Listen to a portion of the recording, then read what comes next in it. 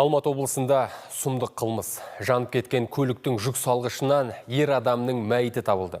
Бейресми дерек көздерге сүйенсек, марқұмды бизнестегі танысы басынан балғамен ұрып өлтіріп, кейін көзден таса жерде өртеп жіберген. Ол бұл әрекетке көз жұмған адам ақшаны бөліспеген үшін барған деген нұсқа айтылуда. Бүгінде полиция бұл қанды қылмысқа қатысты 43 жастағы күдіктіні ұстады. Тақырыпты әріптесім Оразай Нұртайұлы жалғастырсын. Адамның сүйіп отырып мәші жанып кеткен.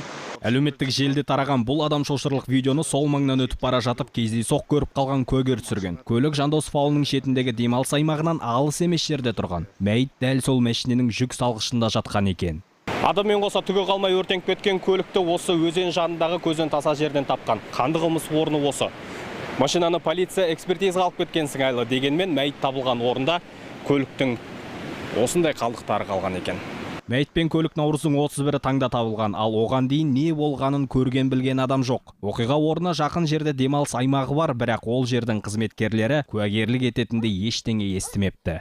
Маған ертеңерде сағат 8-де келді полиция лом алуға. Багажнигін ашамай жатырмыз, багажнигін ашуымыз керек деді. Болды, басқа ештеңе деген жоқ. Адам өліпті, бүйті деп, оны мен бүгін естідім.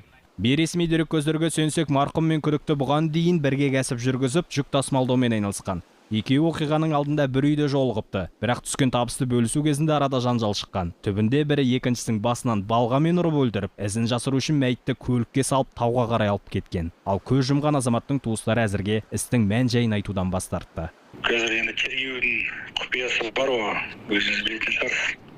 Сондай мәліметтердің бәрін мен пока бере алмаймын, ештеңе айта алмаймын, өйткені қолхат бердім. Қазір тергеуді Қарасай ауданының полициясы жүргізіп жатыр. Құзырлы орган кісі өлтіру қылмысы бойынша іс қозғады. Алматы облыстық полиция департаментінің хабарлауынша жедел іздестіру нәтижесінде күш құрылымдары 43 жастағы күдіктіні ұстаған. Оқиғаның нақты себебі әзірге айтылмады. Оразай Нұртайұлы, Ринат Абулқайыр, Информбюро.